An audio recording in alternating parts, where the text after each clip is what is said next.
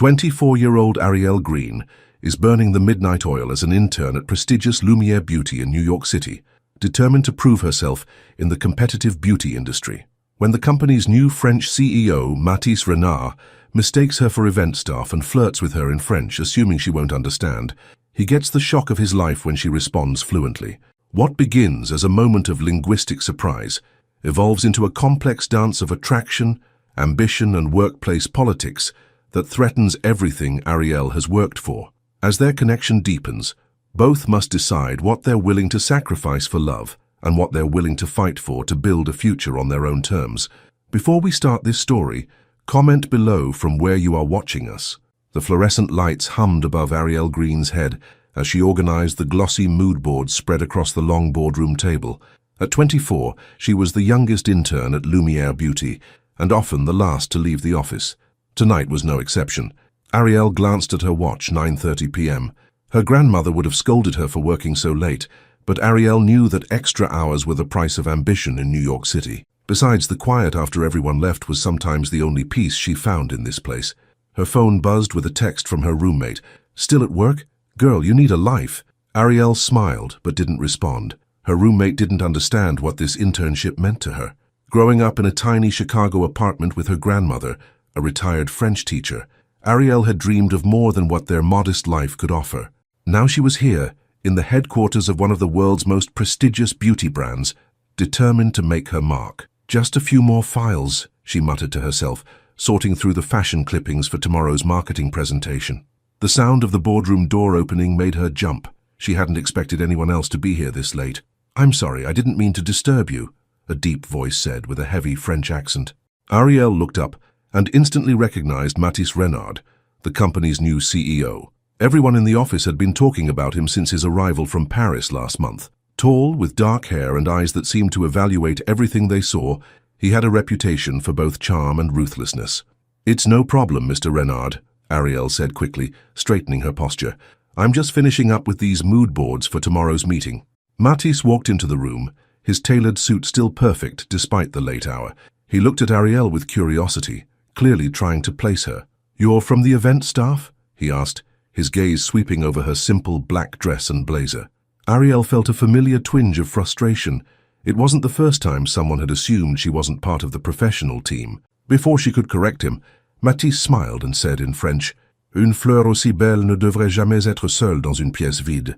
He chuckled, clearly expecting confusion from what he assumed was a member of the cleaning staff. Instead, Ariel didn't even look up as she calmly replied in perfect French, "Et un homme aussi sûr de lui devrait savoir quand il parle à une femme qui comprend chaque mot." Mathis froze. The smile faded from his lips as surprise registered on his face. "How you speak French?" he said, switching back to English. "Fluently," Ariel replied, finally meeting his gaze. "I'm Ariel Green. I'm an intern in the marketing department, not event staff." For a moment, Mathis looked genuinely embarrassed, an expression his employees would have been shocked to see on his usually confident face. Then, slowly, a real smile spread across his features. Not the practiced charm he usually displayed, but something more authentic. "My apologies, Ms. Green. That was presumptuous of me." He extended his hand. "Let me introduce myself properly, Mathis Renard." "I know who you are, Mr. Renard," Ariel said, accepting his handshake. His grip was firm, his hand warm. "Where did you learn to speak French so beautifully?" he asked, genuine interest replacing his earlier arrogance. "My grandmother raised me. She was a French teacher for 40 years. She taught you well. Your accent is impeccable." "Thank you," Ariel said, beginning to gather her things. "If you'll excuse me, I should be going." "Of course," Mathis said, stepping aside. But as she reached the door, he added, "Ms. Green." She turned. "I look forward to seeing you at tomorrow's presentation." Ariel nodded, uncertain how to respond. She hadn't expected him to know about the meeting, let alone attend it. "Good night, Mr. Renard." "Bonne nuit, Ariel," he replied softly. The next morning, Ariel arrived early to find her supervisor, Vanessa, waiting for her with an odd expression. "Something wrong?" Ariel asked, hanging up her coat. "HR called. Your application for the junior marketing position has been fast-tracked." Ariel blinked in surprise. "But I just submitted it yesterday. I thought the review process took weeks." Vanessa crossed her arms. "It usually does. Care to explain how yours is suddenly a priority?" "I have no idea," Ariel said honestly. though a suspicion was forming in her mind. "Well, whatever you did, it worked. You're also invited to join the executive meeting this afternoon." "The executive meeting? But that's only for senior staff." "Not today, apparently." Vanessa's tone made it clear she wasn't pleased. "Just be ready at 2 o'clock. And Ariel, a lot of people have been waiting years for opportunities like this." The implication was clear and it stung. Ariel had worked hard for her accomplishments. She didn't want special treatment, especially not the kind that would make her colleagues question her abilities. Throughout the morning she felt eyes on her. Whispers followed her to the break room, where she overheard two designers talking. "Did you hear about the intern who caught Renard's eye?" "Already? He's been here, what, a month?" Apparently she was working late, alone with him in the boardroom. Ariel's cheeks burned as she turned and walked out, leaving her coffee unmade. This was exactly what she'd feared, her hard work overshadowed by gossip. At 1:30 she was reviewing her notes for the presentation when her phone buzzed with a text from an unknown number. "Looking forward to your insights this afternoon. The mood boards were excellent." "Mr." Ariel stared at the message. How had he gotten her number, and how did he know she was responsible for the mood boards? Her name wasn't even on the project. She decided not to respond, slipping the phone into her drawer. The executive boardroom was intimidating, all glass and chrome with views of Manhattan stretching out beyond the floor-to-ceiling windows. Ariel took a seat near the back, trying to be inconspicuous among the senior staff who clearly wondered why she was there. Mattis entered last, commanding the room's attention with his presence alone. His eyes found Ariel immediately, and he gave her a slight nod before beginning the meeting. "Before we start, I'd like to acknowledge some fresh perspectives joining us today," he said, gesturing toward Ariel. "Ms. Green has shown exceptional creativity with the new campaign concepts." All eyes turned to her. Ariel forced herself to sit up straighter despite wanting to disappear. The meeting proceeded, and to Ariel's surprise, Mattis repeatedly directed questions to her. Not easy ones either, challenging questions about market demographics and brand positioning that she had to think carefully to answer. But she knew her research.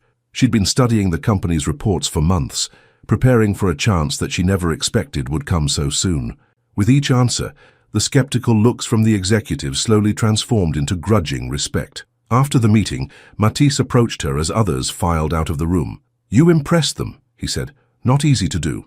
"Thank you, Mr. Renard. But I have to ask, did you have something to do with my application being fast-tracked?" He didn't deny it. "I recognized talent, something too rare in this industry." "I appreciate the opportunity," Ariel said carefully, "but I'd prefer to advance on my own merits." Matisse studied her for a moment. "Last night, you weren't intimidated by me. Today, you held your own against executives with decades more experience. Those are your merits, Ms. Green," he paused. "Your French is a surprise bonus." Before she could respond, his assistant appeared at the door. "Your car is waiting, Mr. Renard." "Thank you, Claire." To Ariel, he added, "Keep up the good work, Ms. Green. I expect great things." As he walked away, Ariel wasn't sure whether to feel proud or worried. His interest could open doors for her career, but at what cost? Over the next few weeks, Ariel noticed Matisse appearing wherever she happened to be. In the break room when she went for coffee, in the hallway near her desk, at the same charity event where she was volunteering. It wasn't obvious to others and never inappropriate, just persistent, intentional encounters that couldn't be coincidence. During a company dinner, he arranged for her to be seated at his table, introducing her to industry leaders as the future of Lumière. When the conversation switched to French as several Parisian executives discussed a new product line, Ariel followed easily, occasionally adding insights that made the visitors nod with appreciation. Later, as waiters cleared dessert plates, Matisse leaned closer. "You understand me before I finish my thoughts," he said quietly in French, "and I've never had that, not even in Paris." The sincerity in his voice made her look up, meeting his eyes. For a moment, she saw past the powerful CEO to something more vulnerable. "It's just language," she replied, also in French. "No," he said, "it's more than that." Ariel looked away, uncomfortable with the intensity of his gaze. "I should go. Early meeting tomorrow. Let me have my driver take you home." "That's not necessary. It's late and it's raining." She hesitated, then nodded. "Thank you." In the back of the sleek black car, Matisse kept a respectful distance, but Ariel could feel the weight of unspoken words between them. "My grandmother would have liked you," she said suddenly, surprising herself. "Why is that?" "She believed in being direct. No games, no pretending." "And you think I don't play games?" he asked, a hint of amusement in his voice. I think you've played them so long you've forgotten how to stop. His eyebrows rose at her boldness. Most people wouldn't speak to their boss that way. Is that what you are, my boss? Technically, yes. Then technically this conversation is inappropriate. A smile tugged at his lips. You're not afraid to challenge me. Should I be? The car pulled up in front of her apartment building. My grandmother also taught me something else, Ariel said, gathering her purse. Don't mix ambition with affection, especially not with men like you. Men like me. Powerful men who are used to getting what they want. Matisse was quiet for a moment. Your grandmother sounds like a wise woman. She was. Ariel opened the car door. Good night, Mr. Renard. Ariel, he called as she stepped out. What if what I want is just to know you better? She looked back at him, rain dampening her hair. That's the problem with men like you. It's never just anything. She closed the door and walked away, feeling his eyes on her until she disappeared into her building. In her small apartment, Ariel kicked off her shoes and sank onto her sofa, confused by her own feelings. She'd worked so hard to get where she was. The last thing she needed was to be the subject of office gossip, or worse, to have her accomplishments attributed to a powerful man's interest. But when Matisse spoke to her in French, softly, respectfully, it felt less like flirting and more like being seen, really seen in a way no one had since her grandmother passed away. She pulled out her phone and saw a new text. Thank you for your honesty tonight. It's refreshing to be challenged.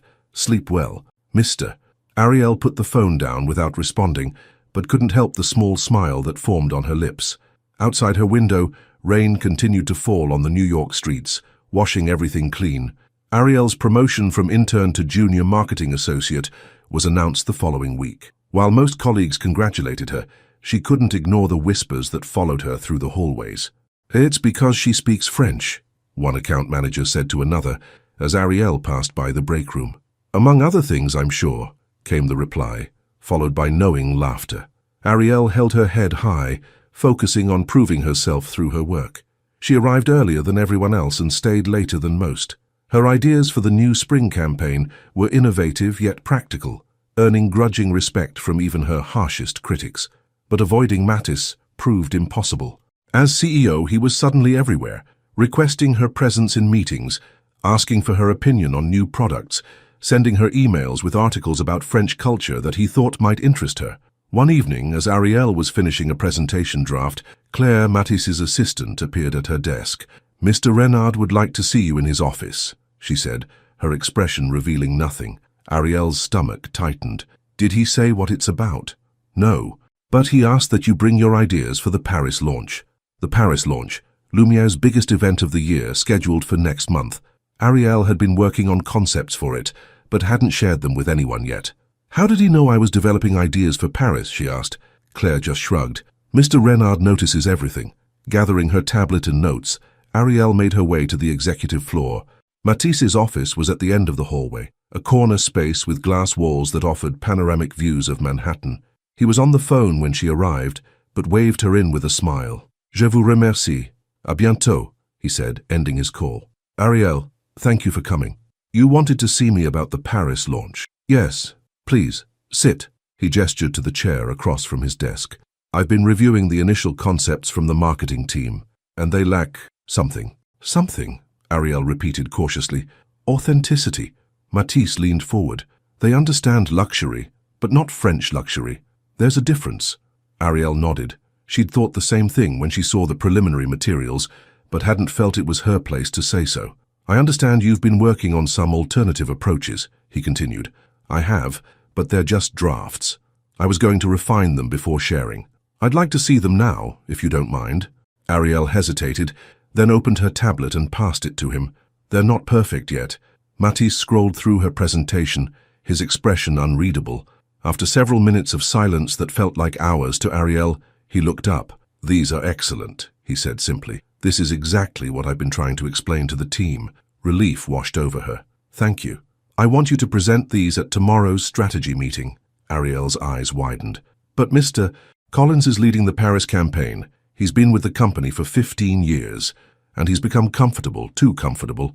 Matisse handed back her tablet. It's time for fresh ideas, Ariel. The senior team won't like it.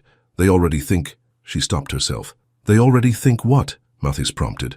Ariel took a deep breath. They already think I'm getting special treatment because you and because I recognize your talent. His voice remained calm, but she could see tension in his jaw. Because they think there's something between us, she clarified. Personally, I mean. Mattis was quiet for a moment. And is there? The direct question caught her off guard. I don't think that's an appropriate conversation, Mr. Renard. Mattis, he corrected gently. And you're right. I apologize. He stood and walked to the window, looking out at the city lights. My personal interest in you doesn't change the fact that your work is superior. I wouldn't ask you to present if it weren't. Your personal interest? Ariel repeated, her heart beating faster. He turned to face her. I've been direct about many things in my life, Ariel. I don't see why this should be different. Yes, I find you intriguing, professionally and personally, but I would never use my position to pressure you. Your career here stands on its own merits. Ariel didn't know how to respond. Part of her was flattered. Another part was terrified of the complications this created. I should go, she said, gathering her things. Will you present tomorrow? Mattis asked. After a moment's hesitation, she nodded. Yes, but because I believe in my work, not because you asked me to. A smile touched his lips. I wouldn't have it any other way. The presentation was a disaster, not because of Ariel's ideas. Those were solid, but David Collins, the marketing director who'd been leading the Paris campaign, made his displeasure clear from the moment she stood up. While I appreciate Ms. Green's enthusiasm, he said when she finished, these concepts lack the sophistication our high-end clientele expects. They're amateurish at best. Ariel felt her cheeks burn as several heads nodded in agreement. I disagree, Mattis said calmly from the head of the table. I find them refreshing and authentic. Collins's smile was tight. With all due respect, Mr. Renard, I've been building this brand for 15 years. I know our customers. And perhaps that's the problem, Mattis replied. You know our existing customers. Ms. Green's approach will help us reach new ones. The tension in the room was palpable. Ariel wished she could disappear. Let's put it to a vote, Collins suggested, clearly confident in his support. That won't be necessary, Mattis said, his tone final. As CEO, I've decided. We're going with Ms. Green's direction for the Paris launch. A stunned silence fell over the room. Collins's face turned red, while others exchanged uncomfortable glances. Now, let's discuss implementation, Mattis continued, as if nothing unusual had happened. The rest of the meeting passed in a blur for Ariel. As soon as it ended, she hurried back to her desk, ignoring the stares that followed her. Later that afternoon, she was called into Vanessa's office. What was that? Her supervisor demanded as soon as the door closed. I was asked to present my ideas, Ariel said defensively. By Renard, I assume. Vanessa sighed. Ariel, do you have any idea what position this puts you in? What position it puts me in, as your supervisor? I did the work he asked for. The ideas are good. That's not the point. Collins has been here since before you were in high school. He has connections throughout the industry. And now he thinks you went behind his back to the CEO. But I didn't. It doesn't matter what you did or didn't do. It matters what people think. Vanessa lowered her voice. People are talking, Ariel, about you and Renard. There's nothing to talk about, Ariel insisted, though her face felt hot. Then you need to make that clear. Distance yourself from him, professionally and personally, before your reputation is damaged beyond repair. The warning hit home. Ariel had worked too hard to be dismissed as someone who slept her way to the top, especially when she hadn't. That evening, she waited until most people had left before making her way to Mattis's office. His assistant was gone, but light still shone from behind his door. She knocked softly. Enter, came his voice. He looked up from his computer, a smile spreading across his face when he saw her. Ariel, I was just thinking about you. We need to talk, she said, closing the door behind her. His smile faded at her serious tone. What's wrong? You can't override senior staff like that. Not for me. I made a business decision based on the superior concept. It humiliated Collins in front of everyone, and it made me look like... She struggled to find the right words. Like what? Mattis prompted. Like I'm sleeping with the boss to get ahead. The words came out louder than she intended. Mattis was silent for... Is that what people are saying? What did you think they'd say? You've shown me special attention from day one. He stood up, walking around his desk to stand closer to her. Because you're special, Ariel. Your talent, your mind, your spirit, they're exceptional. Stop, she said, holding up a hand. This is exactly what I'm talking about. These compliments, the private meetings, the texts. It's inappropriate. Is it inappropriate because I'm your boss, or because you feel something too and it frightens you? His voice was gentle, not accusing. The question hit too close to home. Of course she felt something. How could she not? He was brilliant, charismatic, and when he looked at her like he was looking at her now, like she was the only person in the world, it took all her willpower not to step closer. Both, she admitted quietly. I've worked so hard to get here, Mattis. I can't throw it away for feelings, he finished for her. For something that can't go anywhere. She shook her head. I need this job. I need a career that I build on my own terms. I can't be the woman who fell for the CEO. Mattis studied her face for a long moment. What if I could prove to you that your success here has nothing to do with my feelings for you? How would you do that? Give me time, he said. And in the meantime, I'll keep my distance. Professionally and personally. The thought of his distance shouldn't have hurt, but it did. That would be best, she said anyway. He nodded, taking a step back. Is there anything else, Ms. Green? The formal address stung, even though it was what she'd asked for. No, Mr. Renard. That's all. As she turned to leave, he added, Ariel? She looked back. Your ideas really were the best. That's the only reason I chose them. She nodded once and left, feeling his eyes on her, until the elevator doors closed. True to his word, Mattis kept his distance over the next 2 weeks. He addressed Ariel formally in meetings, stopped sending her texts, and made no special effort to seek her out. She should have been relieved. Instead, she found herself missing their conversations, especially the ones in French that made her feel connected to the grandmother she'd lost 2 years ago. The Paris launch preparations kept her busy, but her mind often wandered to Mattis. What had he meant about proving her success wasn't tied to his feelings, and more importantly, why did she care so much about a man she barely knew? One evening, as she was leaving the office, David Collins stepped into the elevator with her. Green, he acknowledged coldly. Mr. Collins, she replied, eyes fixed on the descending floor numbers. I noticed Renard's backed off, he said after a moment. Trouble in paradise. Ariel bit her tongue, refusing to engage. You know, it's impressive, Collins continued. Most office flings with the boss last longer than a few weeks, but I guess once he got you the Paris campaign. There was never anything between Mr. Renard and me, Ariel said firmly. And I earned that campaign on merit, Collins laughed. Sure you did. Just like you earned that promotion after one night alone with him in the boardroom.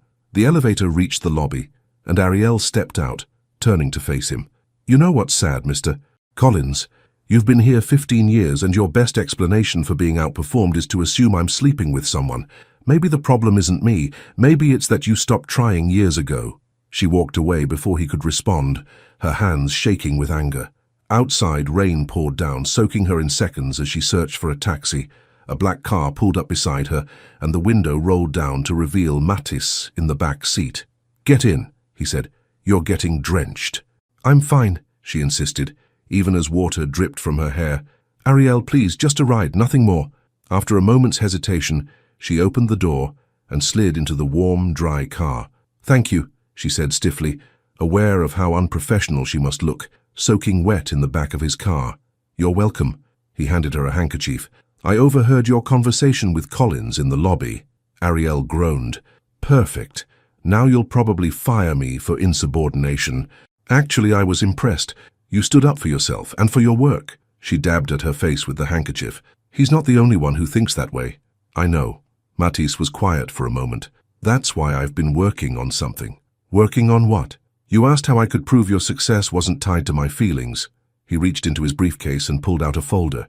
This is how.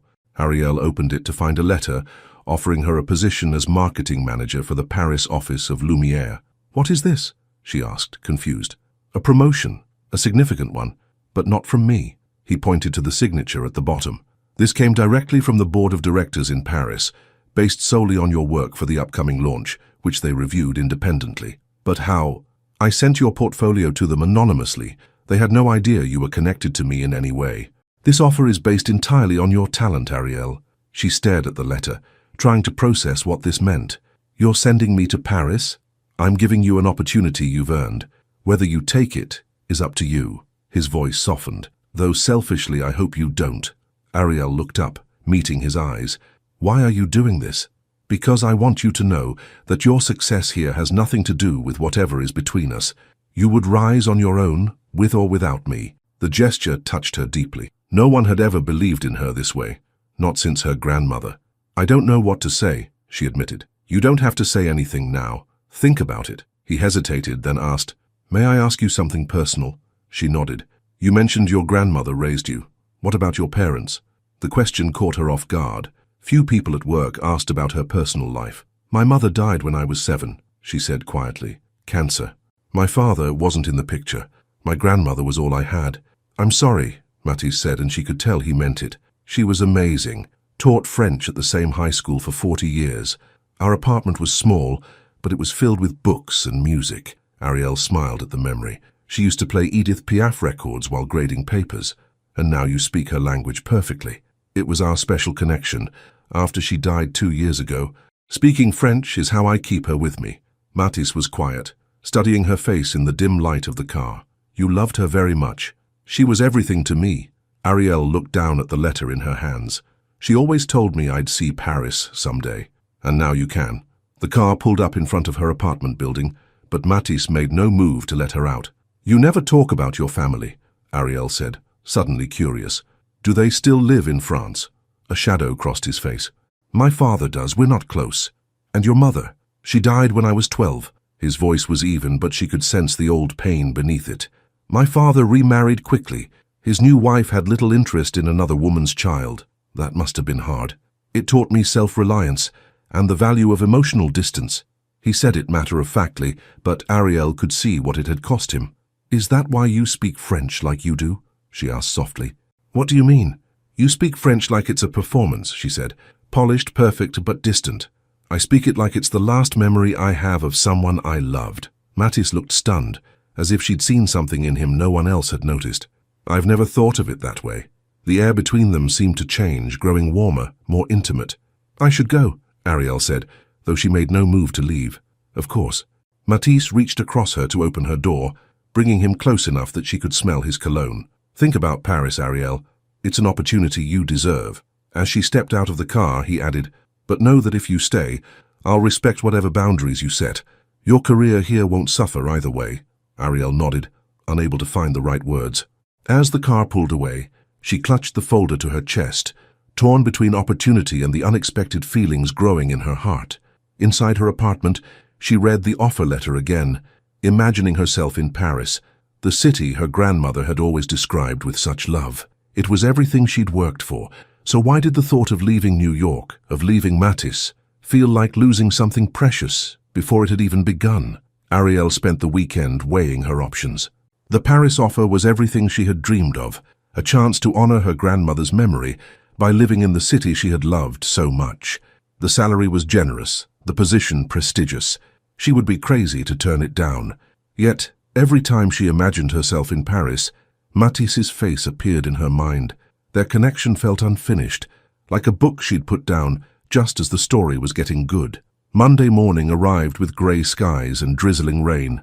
Ariel headed to the office early, her decision still unmade. When she stepped off the elevator, she was surprised to find Vanessa waiting for her. We need to talk, her supervisor said, motioning toward her office.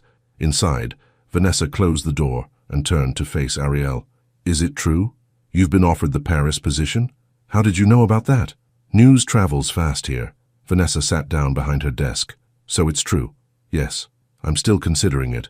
Consider it carefully. Vanessa leaned forward. This could be your chance to start fresh without the rumors. What rumors now? Ariel asked wearily. That Renard is restructuring the entire marketing department to give you more power. That he's planning to fire Collins and anyone else who questioned your promotion.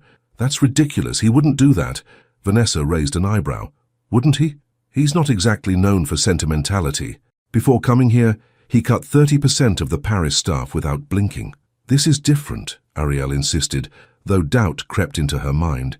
She didn't really know what Matisse was capable of. Is it? Vanessa studied her. Do you have feelings for him? The direct question made Ariel pause. I don't know. Maybe, but nothing has happened between us. It doesn't matter. People believe it has. Your work will always be questioned here now. Vanessa's expression softened slightly. Paris is a clean slate, Ariel, take it. Throughout the morning, Ariel tried to focus on her tasks, but her mind kept returning to Vanessa's words. Was she foolish to stay? Would her work always be undermined by gossip? Around noon, her phone buzzed with a text from Matisse. Lunch, we should talk. She hesitated, then replied, Okay. Where? Le Petit Bistrot, 1 p.m. Le Petit Bistrot was a small French restaurant several blocks from the office, far enough that they wouldn't run into colleagues. Ariel arrived 5 minutes late, finding Matisse already seated at a corner table. Thank you for coming, he said as she sat down. I wasn't sure you would. I almost didn't, she admitted. People are talking again. Let them talk. He looked tired, she noticed. There were shadows under his eyes that hadn't been there before. They're saying you're restructuring the department because of me, that you're going to fire people who don't support me. Matisse's expression darkened. That's not true. But you are restructuring the department, he sighed. Yes, but it was planned before I even met you. The Paris office requested changes months ago. Why didn't you tell me? Because it's confidential, until the board approves the final plan. He studied her face. You look like you haven't slept. I haven't much. She fidgeted with her napkin. I've been thinking about the Paris offer. And I don't know what to do. She met his eyes. What do you want me to do, Matisse? I want you to do what's best for you. That's not an answer. A slight smile touched his lips. No, it's not. He was quiet for a moment. If I were being completely selfish, I'd ask you to stay. But I won't do that. Why not? Because your career matters to me. Your happiness matters to me. He leaned forward. Paris could give you both. And what about your happiness? She asked softly. Something vulnerable flashed in his eyes. I've learned to live without expecting much of that. The waiter arrived to take their orders, interrupting the moment. They both ordered in French, earning an approving smile from the older waiter.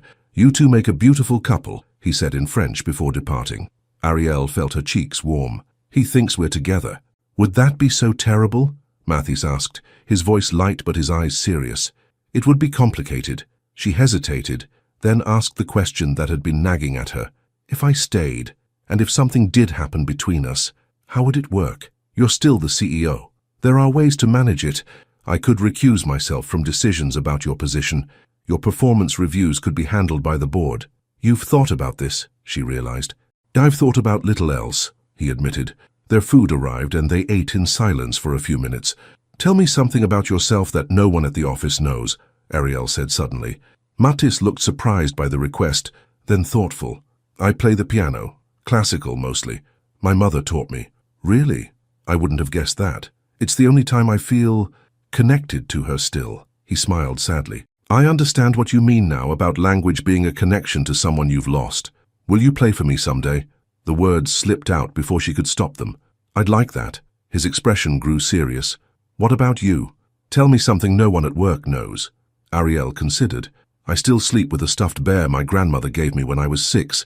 His name is Monsieur Fuzz, and he's missing one eye. Matisse laughed, a genuine sound that transformed his face. That's charming. It's childish, she said, but she was smiling too. It's human. He reached across the table and briefly touched her hand. That's what I like most about you, Ariel. You've never tried to be anything but yourself. The simple touch sent warmth through her fingers, even when I'm arguing with you. Especially then. His smile faded. I've been surrounded by people who tell me what they think I want to hear for so long. Your honesty is refreshing. Their conversation flowed easily after that, moving from childhood memories to favorite books, to places they'd traveled. For the first time, Ariel felt like she was seeing the real Matisse, not the powerful CEO, but the man beneath the polished exterior. After lunch, they walked back toward the office, lingering on the sidewalk half a block away. I should go in first, Ariel said. People will talk if they see us together. Let me ask you something, Matisse said, ignoring her concern. If I weren't your boss, if we'd met somewhere else at a party or a cafe, would you have given me a chance? Ariel looked up at him, at the vulnerability in his usually confident face. Yes, she said honestly. I would have. Hope flickered in his eyes. Then perhaps that's our answer. What do you mean? Take the Paris job, he said. Establish yourself there, away from my influence. And then, when the time is right, what? I could step down as CEO here. Take a position on the board instead. We could start over without the complications. Ariel stared at him in shock. You would give up your position? For me? For us? He corrected gently. If you think there could be an us. Before she could respond, her phone rang. It was Vanessa. I have to take this, she said apologetically. Of course. I'll see you inside. He touched her arm briefly, then walked away. Ariel, where are you? Vanessa's voice was tense. Collins is calling an emergency department meeting. He's on the warpath. About what? You, the Paris launch, everything. Get here now. Ariel hurried back to the office, her mind spinning from both Mattis's suggestion and Vanessa's warning. When she reached the conference room, it was already full. Collins stood at the head of the table, his face flushed with anger. "Ah, Ms. Green, so glad you could join us," he said, as she slipped into a seat. "I was just explaining to the team about some interesting information I've received." Ariel's stomach knotted. "What information?" Collins smiled coldly. "About your rapid rise in the company, and about certain late-night meetings with our CEO." Whispers rippled through the room. Ariel felt her face burning. "I don't know what you're talking about," she said, trying to keep her voice steady. "No? Let me refresh your memory." Collins tapped his tablet, and a security camera image appeared on the large screen. It showed Ariel entering Mathis's office after hours, closing the door behind her. "This is from 2 weeks ago," Collins continued. "One of many such meetings, I'm told. And then, miraculously, your ideas for the Paris launch are chosen over mine." "That's not what happened," Ariel protested, looking around at her colleagues' faces, some confused, others judgmental, a few sympathetic. "No? Then perhaps you'd care to explain why our CEO is suddenly restructuring the department, why loyal employees who've been here for years are being pushed aside for you." "The restructuring has nothing to do with me," Ariel said, repeating what Mattis had told her. Collins laughed. "Right. Just like your promotion had nothing to do with your private French lessons with Renard." "That's enough, David." Everyone turned to see Mattis standing in the doorway, his expression dangerously calm. "Mr. Renard," Collins said, clearly surprised. "I was just discussing some concerns about Ms. Green's qualifications." "Yes, I heard." Mattis walked into the room, his gaze sweeping over the assembled staff. "Let me make something perfectly clear. Ms. Green's work was selected for the Paris launch because it was superior. Period." "With all due respect, sir," Collins persisted, "there are questions about the nature of your relationship with—" "My relationship with every employee in this company is professional," Mattis cut him off, his voice sharp. "But since you've decided to make accusations in a public forum, let's address them directly." He turned to face the entire room. "Yes, Ms. Green and I have had meetings after hours. So have I with many of you. Yes, she speaks French, which I find helpful given that we are a French company. And yes, I recognize her talent, something I expect all managers to do with promising team members." Collins opened his mouth to speak, but Mattis continued. "What I will not tolerate is baseless gossip that undermines a colleague's hard work. Ms. Green has earned every opportunity she's been given here.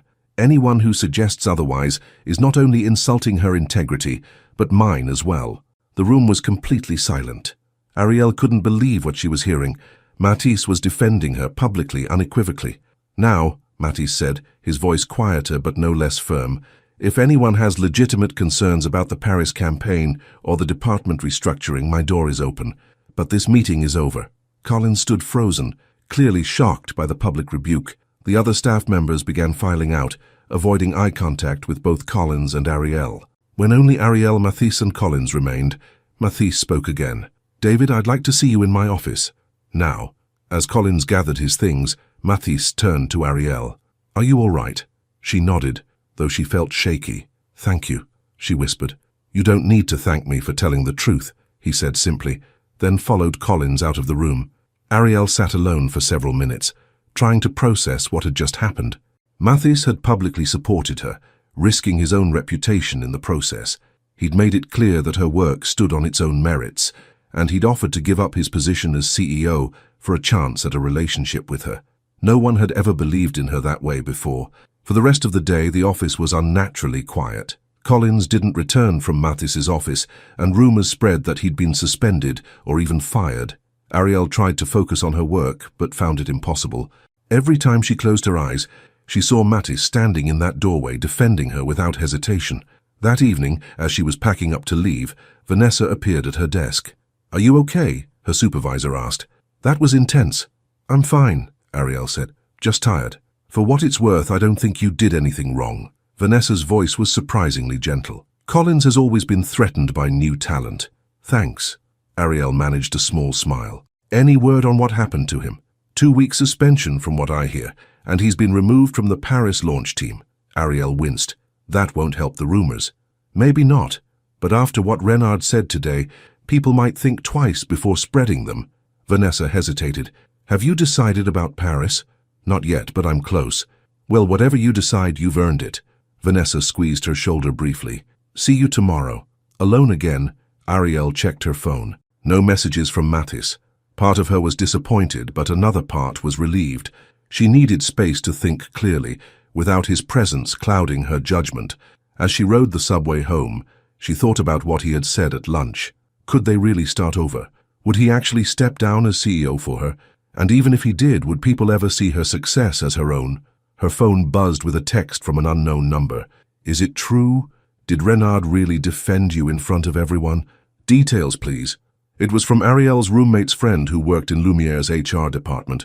News really did travel fast. Ariel didn't respond, but the text reminded her that no matter what happened between her and Mattis, it would never be just about the two of them. There would always be spectators, assumptions, whispers, unless she took the Paris job.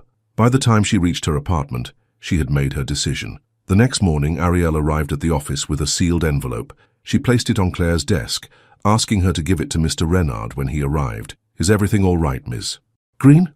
Claire asked, eyeing the envelope. Yes, Ariel said, surprised to find she meant it. Everything is fine. She returned to her desk and immersed herself in work, responding to emails and finalizing details for the Paris launch. An hour passed, then two. No word from Matisse. Just before lunch, her phone buzzed with a text. My office, please. Mr. Ariel took a deep breath, gathered her tablet, and headed to the executive floor. Claire nodded her through without a word. Matisse stood by the window, the envelope in his hand. He turned when she entered, his expression unreadable. You're accepting the Paris position, he said. It wasn't a question. Yes? He nodded slowly. When? The board wants me there for the launch next month. I'd leave in 3 weeks. I see. He placed the envelope on his desk. You've made the right decision. Have I? She searched his face for some sign of what he was feeling. For your career, absolutely. He took a step toward her. For us, that remains to be seen. I keep thinking about what you said about starting over. I meant it. His voice was low, intense. Every word. But I can't ask you to give up your position, she said. That's too much. You didn't ask. I offered. A smile touched his lips. Besides, I've been CEO of one company or another for 10 years. Perhaps it's time for a change. What would you do instead? The board has been asking me to take on a strategic advisory role for years. Less day-to-day management, more long-term planning. He shrugged. It would mean more flexibility, including time for trips to Paris. Hope flickered in Ariel's chest. You'd visit? If you wanted me to. He moved closer. This doesn't have to be the end, Ariel. It could be a beginning. She looked up at him, at the vulnerability in his usually guarded eyes.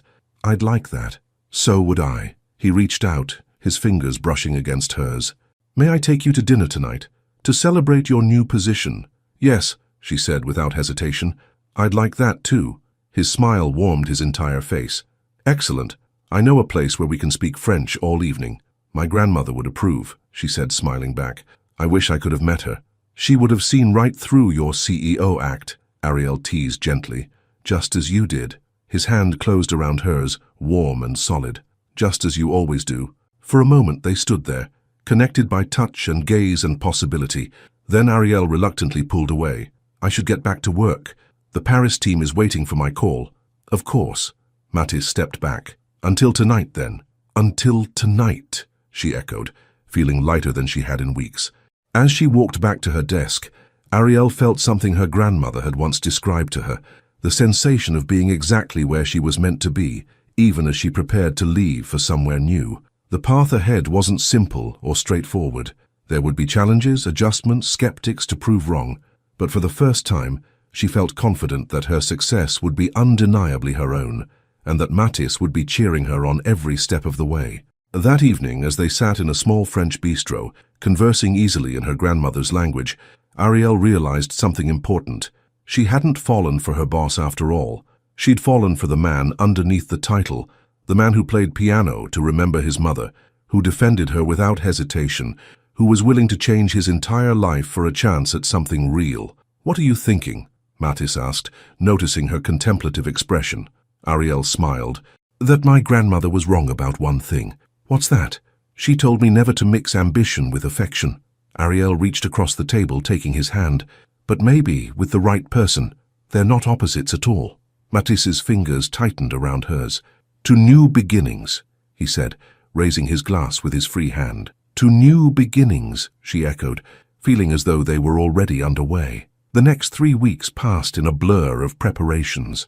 During the day, Ariel trained her temporary replacement, finalized the Paris launch materials, and completed endless paperwork for her international transfer. At night, she packed up her small apartment, donated what she couldn't take, and tried to process the enormous change ahead. And whenever they could find time, she and Matisse were together. They were careful at the office, professional, distant, giving no one new reasons to gossip. But after hours, they discovered each other beyond their professional roles. Matisse took her to small, out-of-the-way restaurants where they could talk freely. Ariel introduced him to her favorite bookstore cafe, where they spent hours discussing novels in both English and French.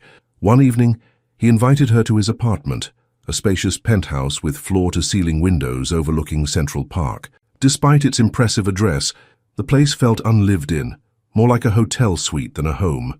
"Do you even spend time here?" Ariel asked, noticing the lack of personal touches. Matisse shrugged. "I work late most nights, and travel often.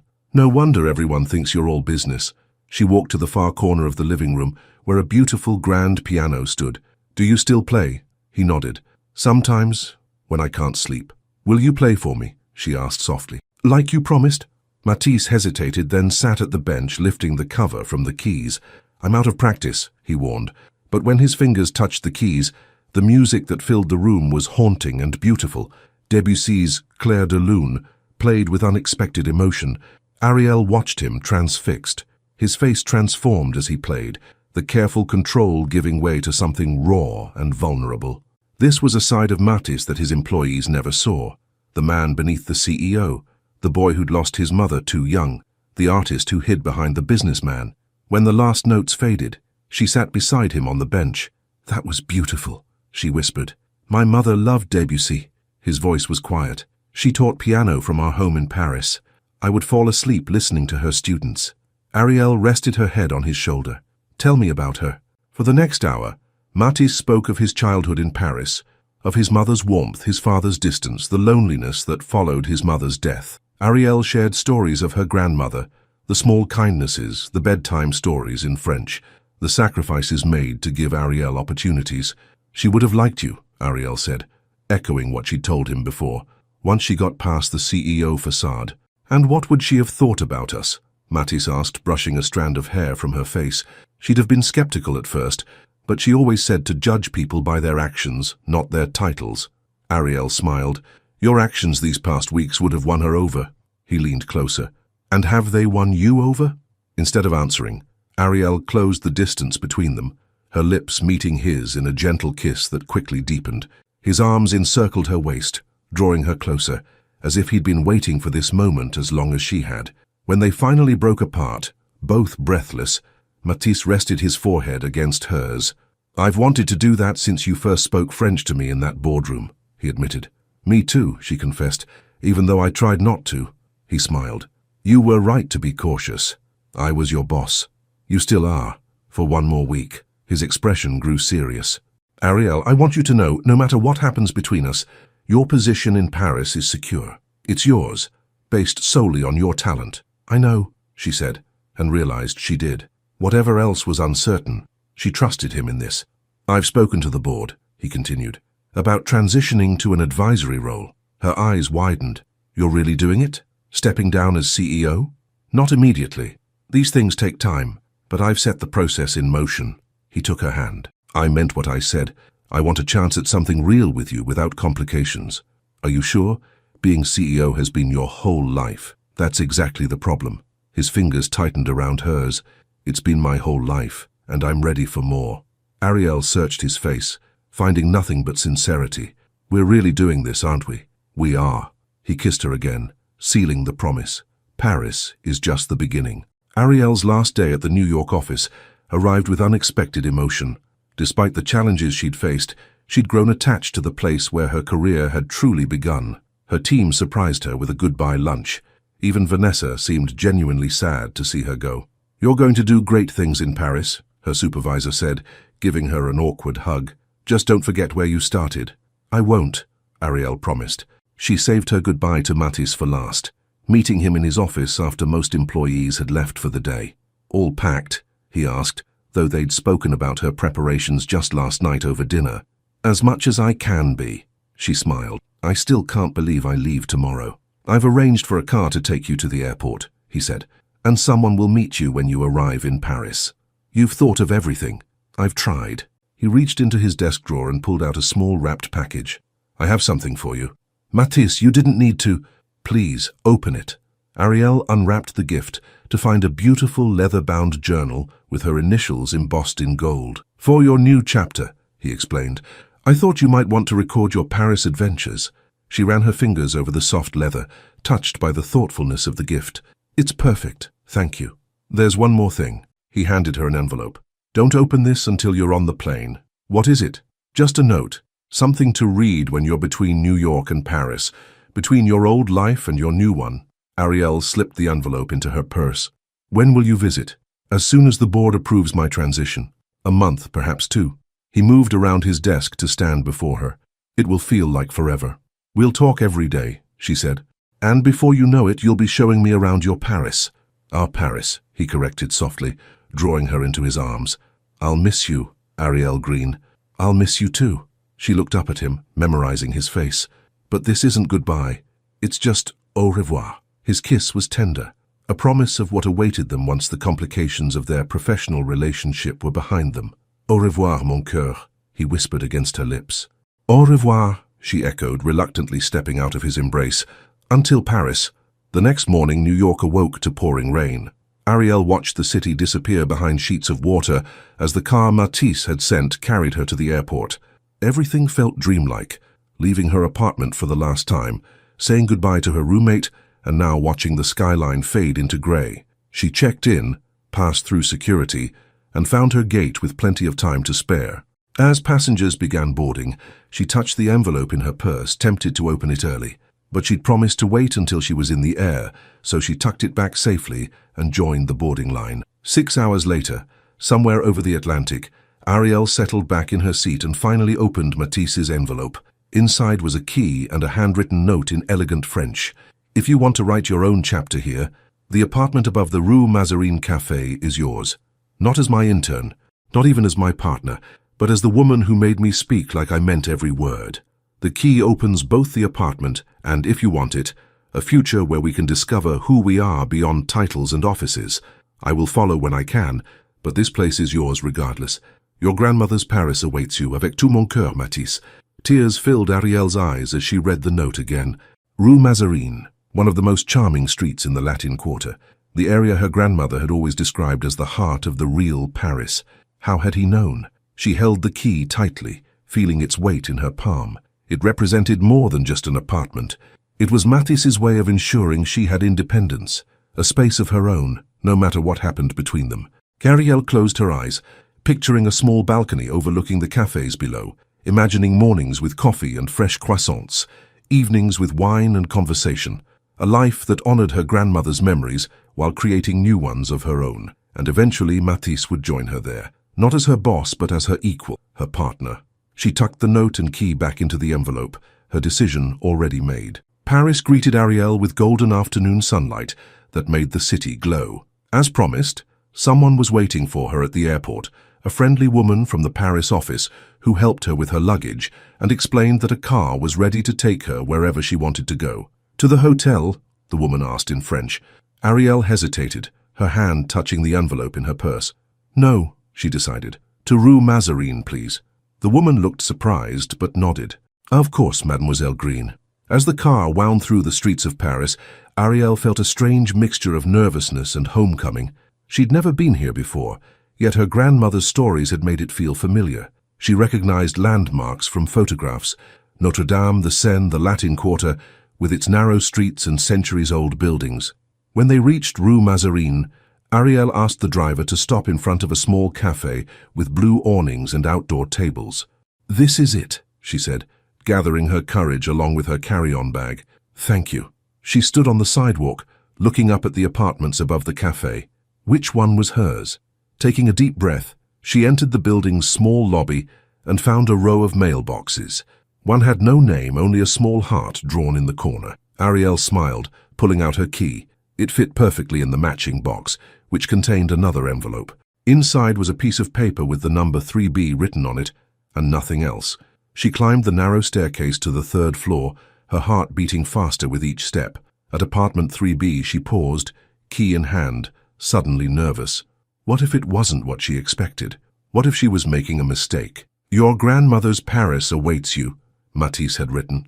Taking a deep breath, Ariel inserted the key and opened the door. The apartment was small but filled with light from windows that overlooked the street below. It had been simply but beautifully furnished, with a mix of antique and modern pieces. Fresh flowers sat on a small dining table. The walls were painted a soft cream color that made the space feel warm and inviting. But what took her breath away was what hung on those walls, framed black and white photographs of Paris from the 1950s and 60s, the Paris her grandmother would have known as a young woman. How had Matisse found these? How had he known they would mean so much to her? As she moved through the apartment, Ariel noticed other thoughtful touches, books in both French and English on the shelves, a small sound system, a fully stocked kitchen. In the bedroom, a handwritten note lay on the pillow. "Welcome home, Ariel. Whatever happens next is up to you. M." She sat on the edge of the bed, overwhelmed by emotion. Matisse had given her not just an apartment, but a choice, a real choice about their future with no pressure or obligation. Her phone buzzed with a text. "Did you arrive safely, Mr.?" Instead of texting back, she called him. "Ariel," he answered immediately. "Are you at the apartment?" "I am." She tried to keep her voice steady. "Matisse, it's perfect. I don't know how to thank you. Do you like it? If there's anything you want to change..." "Nothing. It's exactly right." She paused. "The photographs, how did you know? You mentioned once that your grandmother lived in Paris in the 50s, before moving to America. I thought you might like having pieces of her Paris around you." Tears filled Ariel's eyes. "That's the most thoughtful thing anyone has ever done for me." "You deserve thoughtfulness, Ariel." His voice was warm, sincere. "The apartment is yours no matter what. No strings attached." "And if I want strings?" she asked softly. "Then I'll be there as soon as I can." She could hear the smile in his voice. "The board meets next week to approve my transition." "2 more weeks then," she said. "At most. I've already started looking at apartments nearby." "Nearby?" She glanced around the spacious 1-bedroom. "Why not?" "Because you need your own space," he said gently. "Your own life in Paris. I don't want to overwhelm you." Once again, he was giving her the independence she needed, even at the cost of his own desires. "What if I want to share this space?" she asked. "Not right away, but eventually." "Then I would be honored." His voice grew serious. "But first, establish yourself there. Show everyone, including yourself, that you've earned this position on your own merits. I'll wait." Ariel walked to the window, looking out at the Paris street below. People sat at cafe tables.